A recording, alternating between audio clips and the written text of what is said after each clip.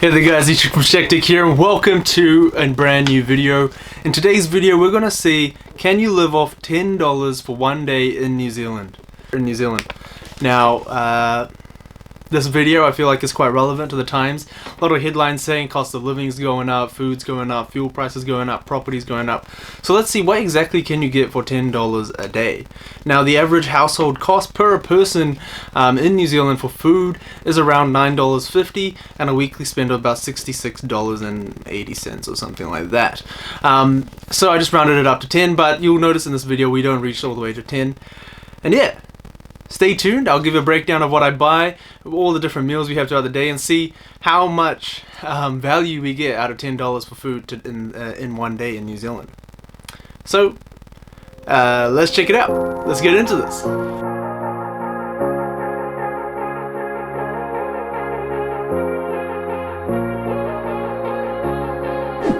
Yeah, there guys, so here we are, we're at the supermarket, we're here at my local New World. As you can see, beautiful weather here in Wellington, and just to make this as realistic as possible, I could have gone to a Pack and Save or whatnot, but there isn't one that's so close by.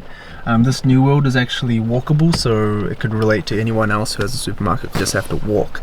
So yeah, I'm going to go into the New World and see what we can buy for $10. Catch you on the way back. Hey there guys, it's from Shektik here, and we are back from the supermarket.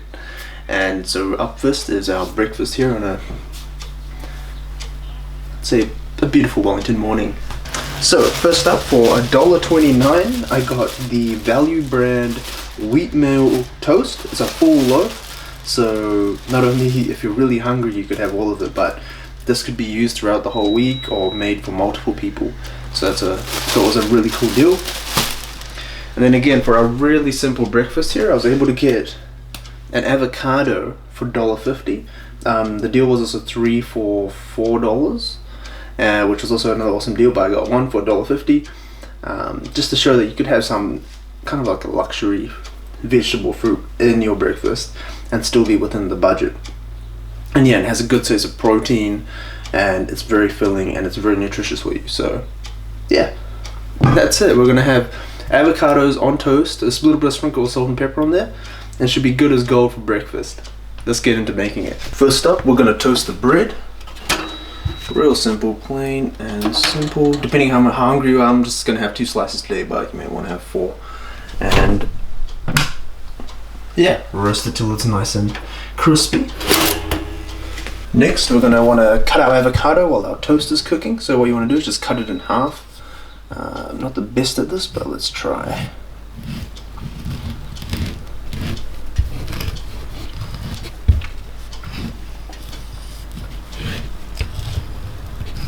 Like so. You do that whatever your method is. Mine's the twist and pull, and look at that, beautifully pulled out. As you can see, we've got a bit of brown at the bottom. That's okay, we can scoop that out.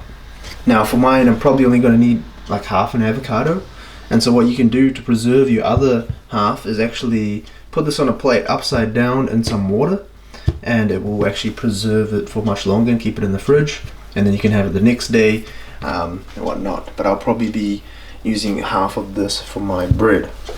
So now the toast is ready and ready to put our avocados on, like so. So I'm just going to grab a half of avocado and a spoon. What I'm going to do is I'm just going to scoop out little chunks of avocado. Try not to get that brown piece, and just try and mush it onto the bread, like so.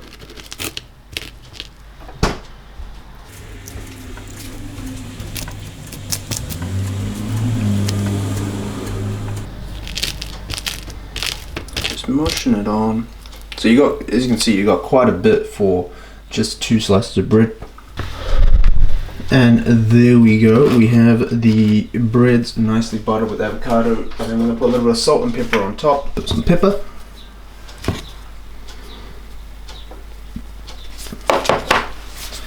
And a little bit of salt.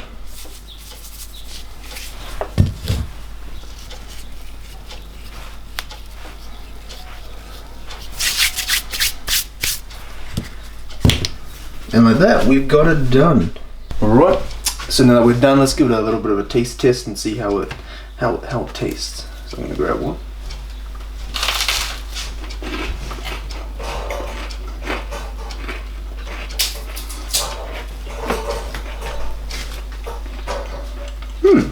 Not bad.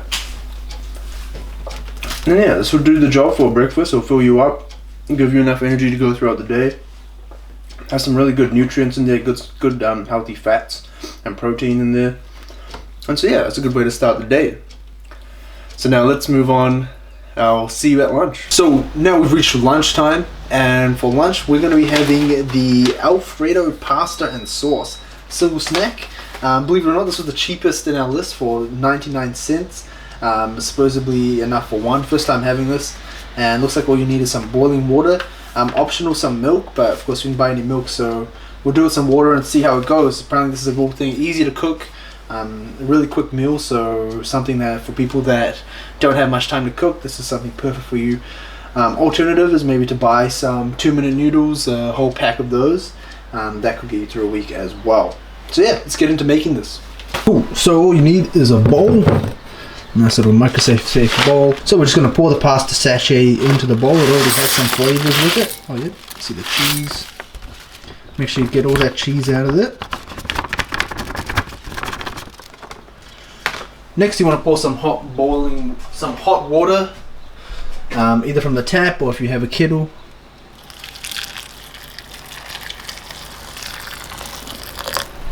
Like so. Give it a little bit of a stir around just to mix everything up. And then what we're going to do is put it in the microwave for 8 minutes. Sweet, so we've taken it 8 minutes in the microwave, and here we go. Here's the bowl. We're going to leave it for 1 minute to rest a little bit and get a bit cooler, so then we take a bite and then we'll try it out. Been 1 minute, let's try this out. Let's get a little bit of a mix. Get a little handful of it. This is just a cheesy pasta. About 8 minutes total to make, less than 10 minutes to make this whole thing. Yeah, it's good to go.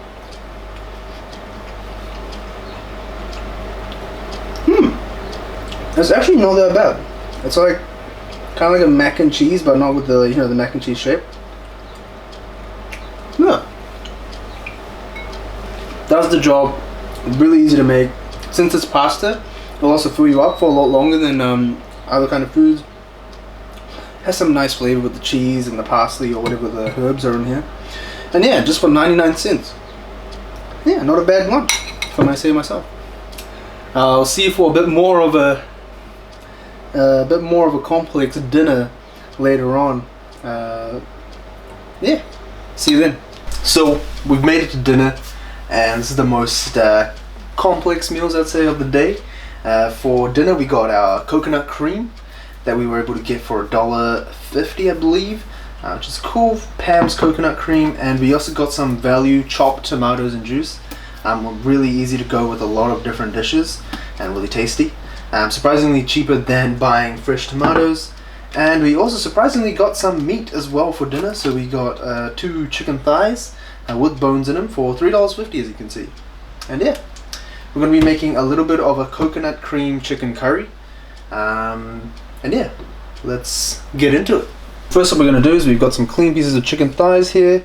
And what we want to do is first take off the chicken skin. I don't think it goes very well in curry, so we're just going to try and cut that off. First, off the thighs. Next you want to cut it a little bit into some smaller chops so you can get into a curry kind of piece. So let's try to do that.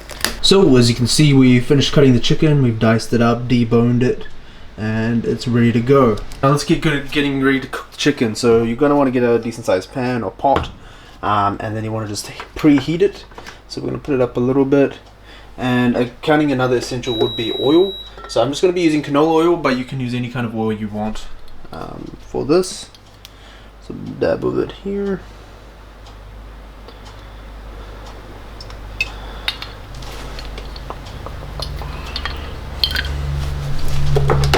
And then swirl it around. Sometimes you may be able to get away without the oil pot if you have a non-stick pan and whatnot. So we'll let that heat for a little bit. Once the pan is heated up to a certain amount, what you want to do is chuck in the chicken first for a couple of minutes to saute it and give it a little bit of color.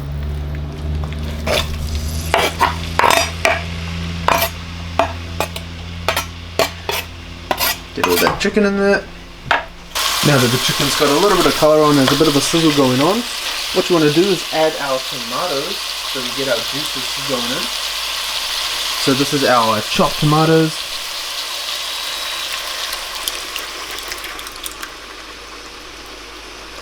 Nice. So that itself will give a bit of liquid to the chicken. And stir it through.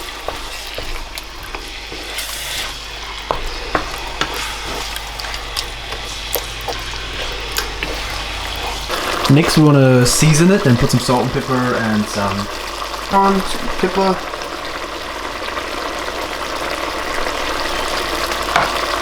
And a whole lot of salt.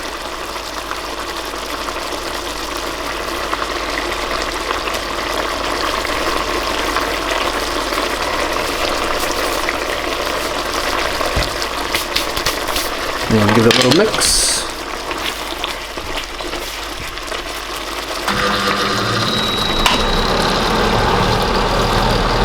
Lots of coconut cream, like so. This is our Pam's coconut cream.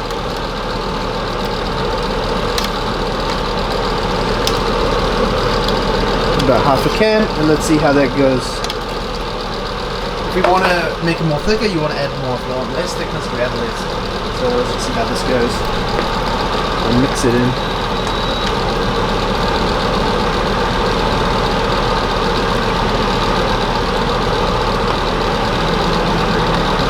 And so there we have it. We've pretty much got it down to a nice little simmer, nice little thick gravy here. We've got the chicken nicely bubbling here, simmering away. But yeah, it was good enough to go now, and let's give it a go. So here we go, let's have a little taste, a little piece of chicken, a little gravy on there. Let's give it a go.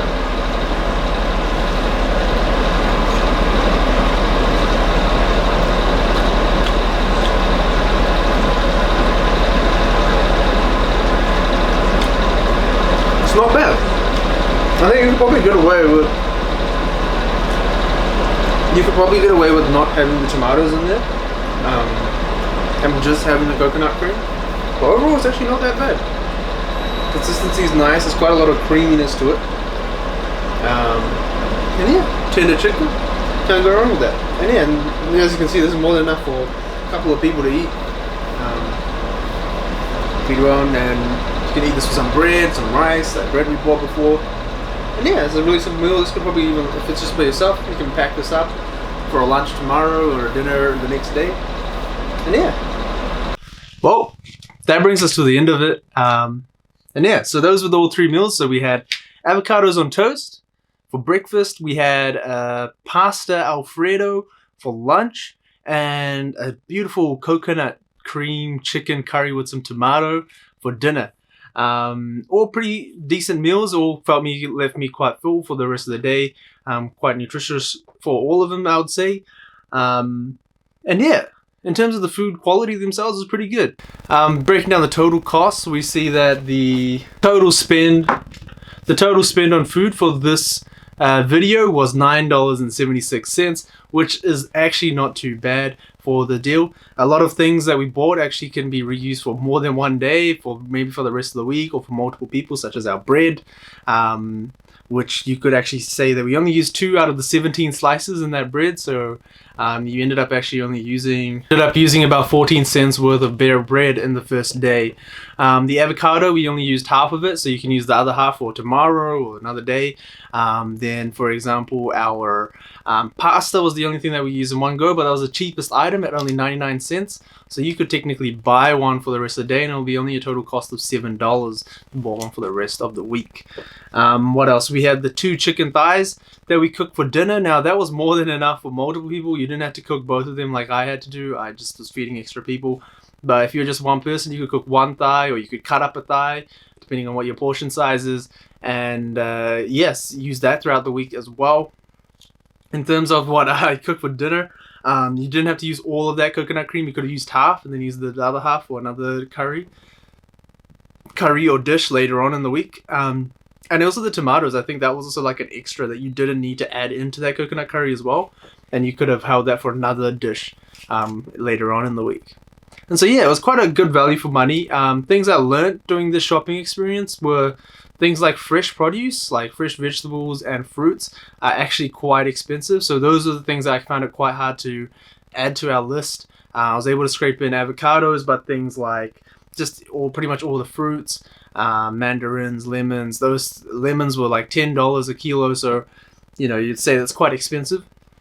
Fresh meat as well was a bonus. I wasn't expecting us to secure any chicken, but yeah, 2 thighs, $3.50, not bad. But anything other than that, like if you're looking for any red meats, it's pretty much out of that budget. Eggs would be a really good alternative if you're willing to push the budget a little. Buying a small tray of eggs, usually like $3.50 to $4, you can get a small tray of eggs of like 4 or 5, and use that. That's a good breakfast, lunch, dinner opportunity. And yeah, wasn't as bad as I thought. There's still some options out there, but yeah, it is pushing it quite tight. But it does show from this video that the way you shop, if you're able to identify ingredients that are efficient that you could use throughout the week, have some nutritious value, and will fill you up, it is still possible with a small budget in these times. And this was at New Orleans, so these are it wasn't the most cheapest prices either, but yeah, it wasn't too bad. Let me know down in the comments how your weekend shopping goes. Do you have any alternatives or any tips and tricks for budgeting your food spend during the week? Let me know down in the comments. But as always, make sure you're subscribed if you haven't watched this video, and hit the like button if you enjoyed it. It really helps us out. But as always, take care, eyeball one, and I'll see you in the next one. Peace.